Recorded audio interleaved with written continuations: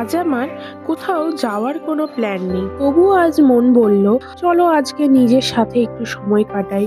একটু সাজলাম, নিজের যত্ন নিলাম আর নিজেকে একটু স্পেশাল ফিল করালাম। জানো, সবসময় সাজতে কোনো বিশেষ কারণ লাগে না। কখনো কখনো শুধু নিজের হাসিটা দেখার জন্যও সাজা যায়। আমরা সবাইকে ভালোবাসি, সবাইকে সময় দিই, কিন্তু নিজের জন্য একটু সময় বার করাটাও তো খুব জরুরি, তাই না? আমি বিশ্বাস করি সেলফ লাভ মানে শুধু নিজেকে ভালোবাসা না, নিজের যত্ন নেওয়া, নিজের মনকে গুরুত্ব দেওয়া আর নিজেকে মনে করিয়ে দেওয়া আমিও স্পেশাল।